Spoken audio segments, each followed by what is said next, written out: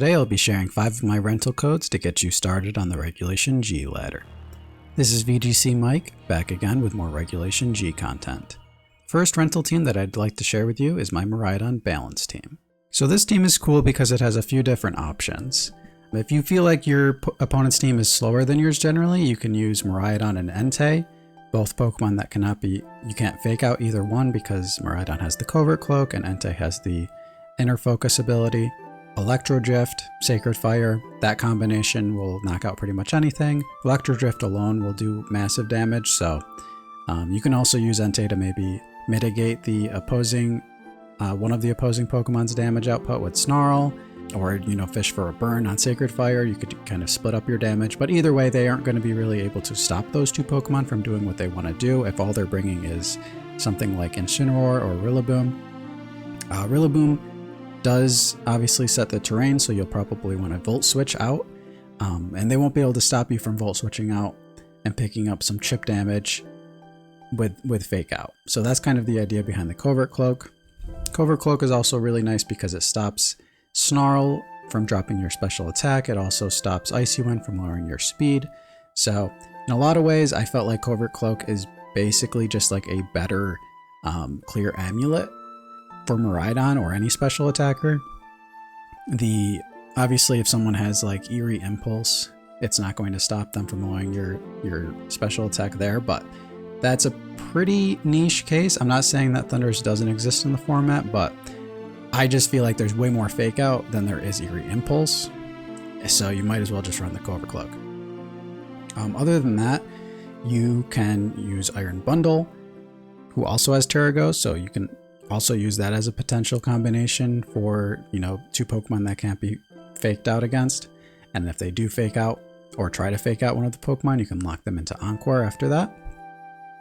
We also have a Tornadus if we need to be competing with Tailwind, or if our opponent's team is just kind of faster than ours, but they don't have Tailwind for some reason. I've seen that before. You just set the Tailwind, and then you have, 3 or 4 turns to work with, where you're just going to be running through their team. And if they try to protect stall your team, you can use Iron Boulder, and his Mighty Cleave attack is just like Urshifu's ability. You can't use Protect against it, and you just start hammering away with that. We also have Porygon 2. Sometimes this team can actually be slower than the opposing team. Our Iron Boulder specifically is not really a max speed Pokemon. He's more on the max attack side, and his speed stat and his EVs are kind of just right, so he can go in Trick Room against faster teams or under Tailwind outspeed, anything as fast as Calyrex Shadow. So this team's pretty balanced. Calyrex Ice, on paper could look a little scary here, but you can either, it depends. If they show up with Calyrex Ice and their only plan to stop your damage output is a Fake Out Pokemon like Incineroar, Entei, Miraidon are going to take care of that very easily. And if they're using like Redirection, that's where it can get a little trickier. The good news is that, if they're using Amoonguss, he's not really a good bring into Miraidon because besides the Redirection, he can't really do anything. Usually Amoonguss wants to Spore, and you have the Electric Terrain up. Even if they can get rid of your Electric Terrain to try to Spore things, keep in mind that Electric Terrain will actually just wake up Pokemon, so all you have to do is get Miraidon in and out. It doesn't just prevent sleep when the terrain is active. Once terrain is set, it will actually wake up Pokemon. So Amoonguss is pretty bad into Miraidon overall. But if they do happen to get Trick Room set up in any way, Porygon 2 can reverse the Trick Room. He can also take a Glacial Lance pretty okay. No one really likes taking those, but it doesn't one-shot him by any means. And if they don't Terra, then he threatens huge damage with Foul Play. If you can get Porygon 2 to come in after he gets a boost up and they don't Terra, it should one-shot. If they do Terra, it's still going to be a 2-shot, I believe. It probably depends on their EV spread a little bit, but Foul Play does massive damage to Calyrex Ice, and it also does pick up a KO on Calyrex Shadow if they don't Terra usually. if they do Terra, you know, depending on the Terra, it's not going to do a lot of damage. But it's nice to have the option. Pretty much forces them to use the Terra on the Calyrex Shadow, which it's nice to kind of force people to have to use some of their resources in that way. Our second team is built around Dialga's origin form. This is a bit more of a hard Trick Room team, but we do have some other options in case we don't want to do the hard Trick Room stuff. So the main mode of the team would be to use something like Dialga or Farigiraf with Ogerpon, and with the Follow Me taunt combination, you can usually guarantee Trick Room. So for example, if they bring 2 Pokemon that, you know, want to knock out Farigiraf, Ogerpon can sit there and Follow Me, and because Ogerpon with the Cornerstone Mask does have the Sturdy ability, you can't knock out Ogerpon and get a hit onto Farigiraf. He'll always be able to take 2 Pokemon's hits. The only exception is something like Water Urshifu, and even in that case, they typically need to use the Terra. It needs to be like Water Terra Urshifu. It does not usually knock out Ogerpon without it, because Ogerpon is a Grass Rock type. He's not weak to Water type, it's neutral. So they do need to use that, and then even in that case, unless the Pokemon that's moving after Urshifu hits Farigiraf for super effective damage, it's not typically going to knock him out either. Or Dialga. You can always use Dialga either way. The next option, so one thing I like to do is if I'm going against Calyrex Ice with this team, Calyrex Ice does not threaten big damage into Dialga or Persian unless they're using high horsepower on Dialga. So what you can do in that situation is just go all in on the offense. You can either go for a Flash Cannon if you don't think they're going to Terra, Fire, or Water, or you can just go Draco Meteor and Foul Play. And I don't know if this is 100% depending on the spread for Calyrex Ice, but I often pick up a KO with that combination. And if their only defense to stop that is having a Fake Out user next to them, then you can Terra Ghost Dialga, you have the Covert Cloak on Persian, and they can't stop you. Fake Tears is a really good move on Persian with Dialga next to him. One thing I will say about this combination specifically is you do have to kind of be wary of which Pokemon in the format often carry the Clear Amulet, because Fake Tears does not do anything to a Clear Amulet user. Otherwise, Fake Tears plus Draco Meteor pretty much one-shots anything that's not a Fairy type. Maybe if they resist it with like a Steel type, but even then it's going to do massive, massive damage. And you do have other options like Flash Cannon and Earth Power that you could use instead. Obviously, you don't have to be spamming Draco Meteor into Steel types. You could just go with something else. Other than that, Fake Out and Trick Room is also a good option if you don't feel like the Ogerpon is the best way to set up the Trick Room. You could just go with the classic Fake Out and Trick Room setup. And then Icy Wind is actually pretty decent next to Dialga as well, because our Dialga is, he's not minimum speed or anything. He does have some speed investment. He has just enough speed investment to where anything that is slower than Persian, if Persian uses Icy Wind, Dialga will be the next fastest thing.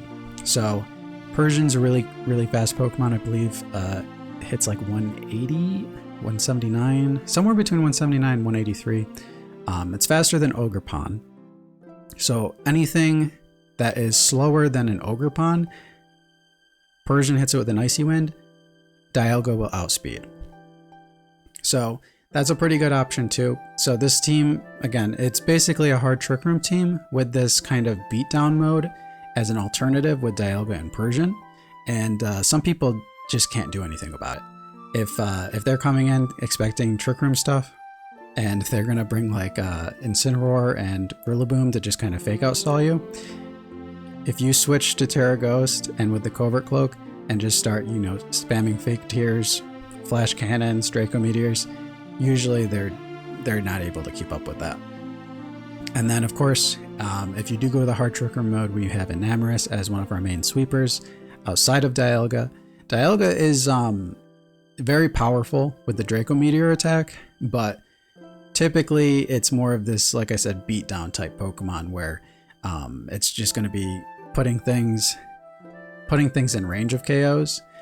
Whereas Enamorus is actually going to be dealing massive damage with either Moonblast or Dazzling Gleam, and you'll typically want to use Terra Fairy if you are going to bring Enamorus. You'll want to save the Terra for that if you can. Enamorus is really cool too because it does underspeed Calyrex Ice. So what I like to do against something like a Calyrex Ice is, lead Dialga Persian, start hitting them with all my attacks. I won't set up Trick Room. They'll typically need to set up the Trick Room because I'm outpacing them. And then once the Trick Room is set up, as soon as they get their first knockout, you bring in Enamorus. It underspeeds Calyrex Ice, so typically they can't do anything about it.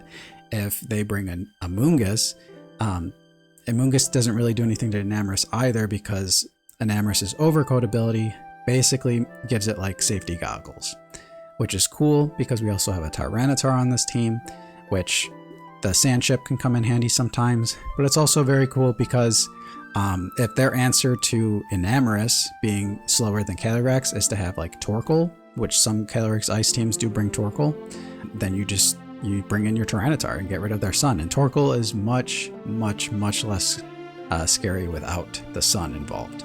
His eruptions do significantly less damage, and you are also doing Sand Chip to them as well. So his eruptions are going to start dealing less and less damage after the fact. So this team, I feel like, has a really good matchup into Calyrex Ice, which should be one of the premier Pokemon in the coming format. It also, if you get your Trick Room set up, it has a really good setup into Calyrex Shadow. And I feel like it's kind of fair game for the other Pokemon after that. So I definitely would give this team a try. It's one of my favorites that I've made so far. And our next team is going to be a balanced Zacian team. This was my first team I made in Regulation G, and I feel like it was a pretty good call into the meta. Basically, double Fake Out and Pivot with Incineroar and Rillaboom, and the Pelipper gives you great options into stuff like Calyrex Ice, or really anything that likes to use spread moves with the Wide Guard. Zacian, I'm opting to use the Substitute set on this version. If you're just kind of checking out the team and you want to like build something similar, you could probably switch that out for Swords Dance. You could switch player off for Sacred Sword. That might be the play if Zamazenta is going to be more popular. That does still, struggle against like Terra Ghost Zamazenta, but still very good. Zacian still hits like a truck. If they have Incineroar, you do have to play, which is common. People are going to have Incineroar. You do have to play around that. Be conscious of Incineroar's Intimidates because your Intrepid Sword is not coming back anymore. If you switch out, you're just going to be normal Zacian after that. Well, not normal Zacian. You'll still, obviously have your Rusted Sword transformation and everything, but you're not going to be getting a boost anymore, which is unfortunate for Zacian. The cool thing is if you can manage to set up a substitute, you won't be intimidated if they switch in on that, but you can still be hit with a Parting Shot because Parting Shot is a sound-based move. So if you do set up Substitute, be conscious of that. Do not just let them keep Parting Shotting you. You could either, if you're using Substitute in front of Incineroar, it's pretty common that they'll probably try to do something like that unless they're just going for a Flare Blitz knockout. So either way, I would say Substitute in front of Incineroar is not the best play, but you do have Urshifu that can knock out Incineroars. You do have Pelipper, which does knock out Incineroar if he doesn't Terra, or if he does not have the Assault Vest. Most Incineroars are not running Assault Vest, as far as I could tell right now. It's something that you should keep on your radar, but I would still go for it. If I saw Incineroar and I had a Pelipper in front of me, I would Weather Ball immediately and see what they, see what their answer is. Either a lot of them just get knocked out. I don't know if people are more prepared for that now, but a lot of them do just get knocked out. If they're running like Terra Grass on Incineroar, then next turn you just knock them out with Hurricane. Other than that, we do have Farigiraf to kind of stop Trick Room stuff. And also we are running Shadow Ball to kind of deal with Calyrex Shadow, just give us a little bit better of a matchup into that. Farigiraf has been my answer into Calyrex Shadow pretty much the whole month that I've been practicing Regulation G so far, and a lot of time it just wins. It does depend on the Terra.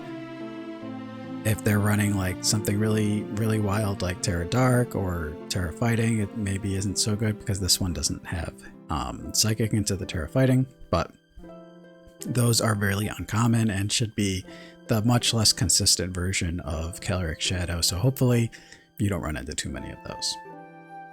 All right, and our fourth team is our Groudon team. This was the team I most recently featured on the channel, and I do think this team is really fun. If you know your matchups and everything and you're prepared, it can be pretty powerful. Groudon and Flutterman.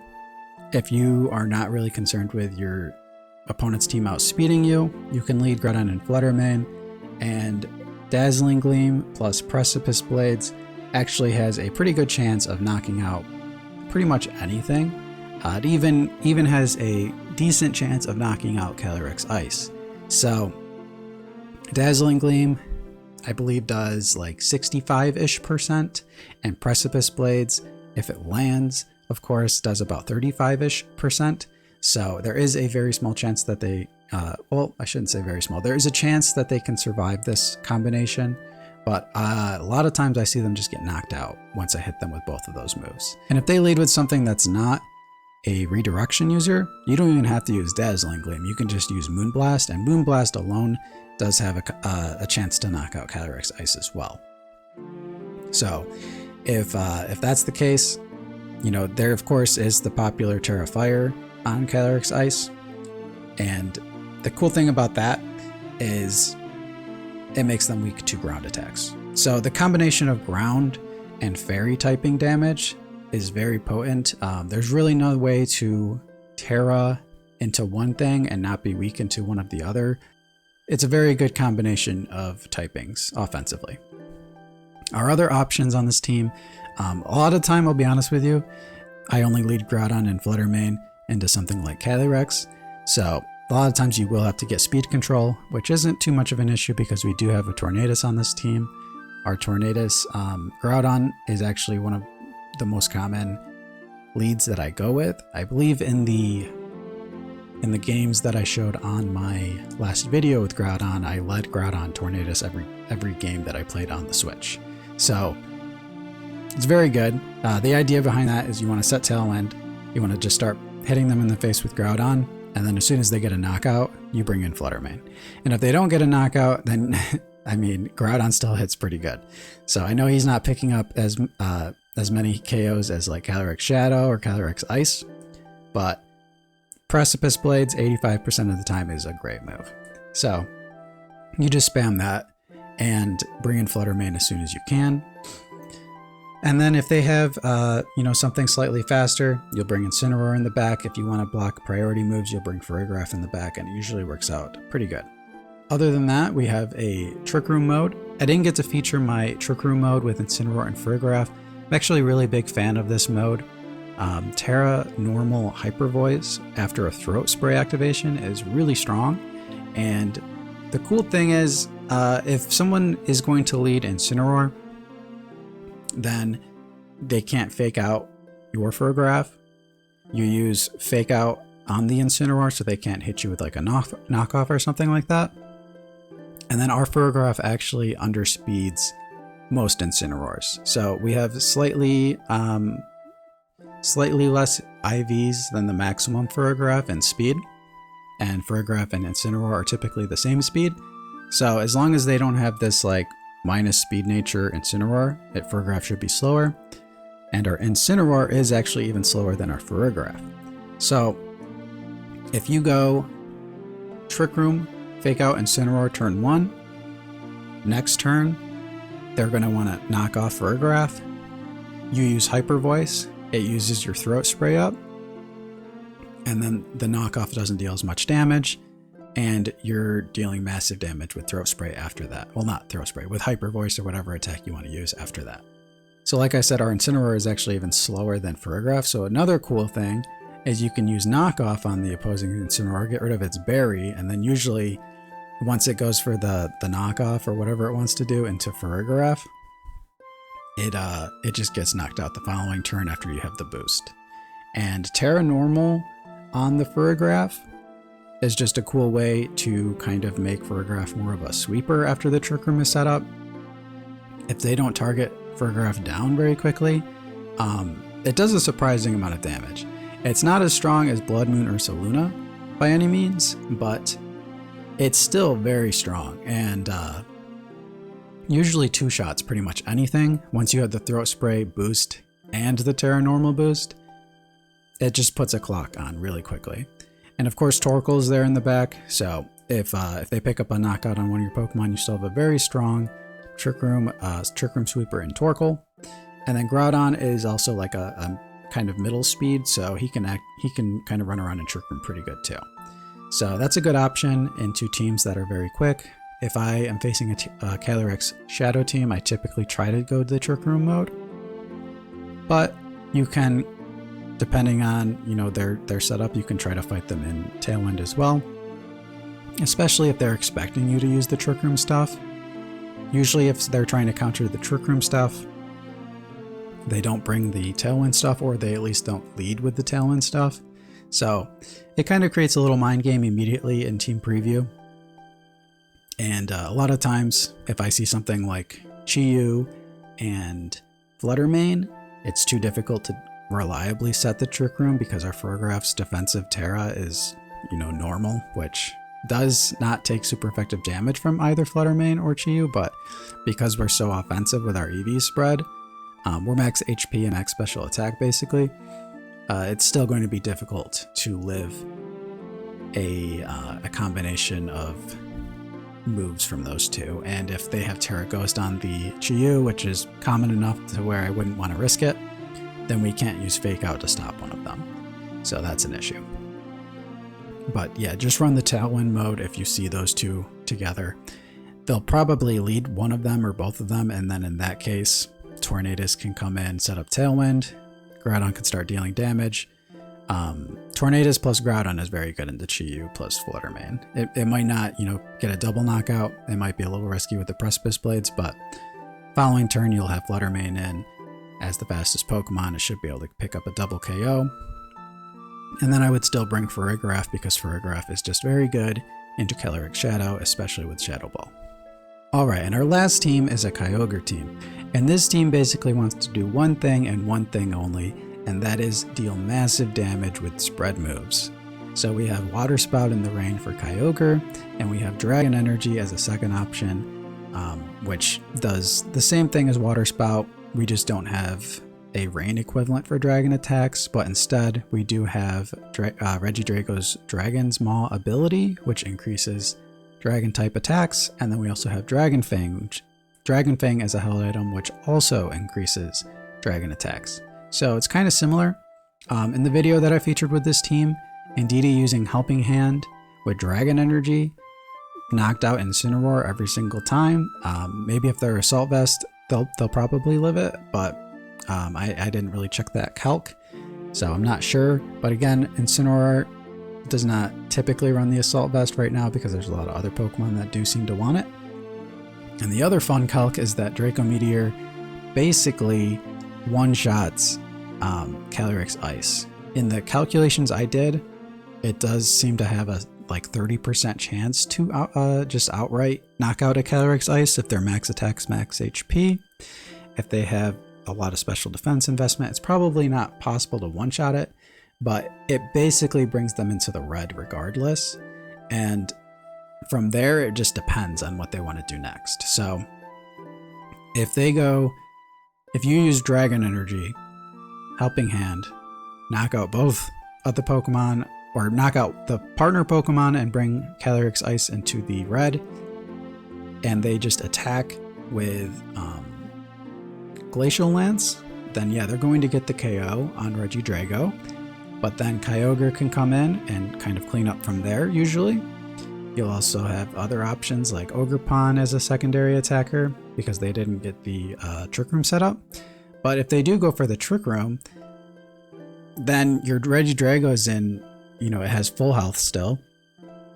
And then you could just Terra Ice and pick up the KO, probably even with an Earth Power. But you should have Draco Meteor as an option as well. Draco Meteor does even more damage than Dragon Energy, it just doesn't hit both Pokemon. So as a single target attack, Draco Meteor actually is stronger. So that's the other thing, is you can just kind of target down Calyrex Ice or Draco Meteor if you really want to. The other options on this team revolve around keeping the speed control in your favor.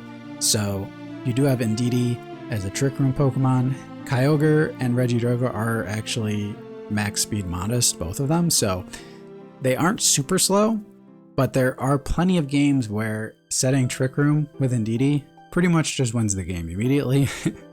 For example, like Calyrex Shadow, a lot of their Pokemon cannot deal with it. A Calyrex Shadow team with a slow Calyrex Shadow is not very scary. They still have maybe some good support Pokemon as options to kind of help them deal with it a little bit, but yeah, they're not going to be having a good time. And it's kind of a similar situation where with the Groudon team, where if they're going to bring stuff that hard counters the Trick Room, it's kind of a mind game in the team preview. Like, let's say they bring a Farigiraf to kind of imprison Trick Room or something like that. What if you bring Tornadus and Kyogre in that case? It probably just wins the game with those two. So that's kind of the idea behind this team, is you see Torn and Ogre. There's usually limited ways to deal with Kyogre and Tornadus. The ways that you would deal with Kyogre and Tornadus typically kind of lose to Indeedee and Regidrago. And the ways that you would win with Indeedee and Regidrago typically lose to Kyogre and Tornadus. So if you can get a feel for how people want to deal with these Pokemon and bring the counter to which ones they're typically going to want to counter, you're going to have a huge, massive advantage just from the lead. So that's kind of the idea here. You also have Ogerpon as a secondary Follow Me user, because if they're not using spread attacks, or if that's not their main way of dealing damage, then it's just as simple as using Follow Me and your spread attacks on your side. And there are games that I've practiced with this team where I just sat there and went Follow Me Water Spout, Follow Me Water Spout. And you have two Follow Me users, so they're going to have to get through both of them in order to start dealing damage to the Spreadmon. So, and then if there isn't really a good option for you to very easily set up a Trick Room or very easily set up a Tailwind, and the Follow Me stuff isn't the best option either because they have a lot of spread moves, then you can go with Screamtail. And Screamtail is cool because all of these Pokemon, all of these attacking Pokemon specifically, have Protect. So you can Protect with Screamtail, Protect with Kyogre or Regidrago, and then if they have like one move that's problematic, you just disable it on the next turn. And if they try to like Protect or use something that's less problematic to kind of play around that, then you just Encore them into that. And then basically you want to scout, figure out the move that is an issue for the Pokemon, disable the move, or if they try to play around it, lock them into the move that's not so scary, and then just let Regidrago or Kyogre go wild. That's going to be it for the 5 rental teams, guys. If you'd like to see me use these teams in action, then check out the playlist here, and happy battling.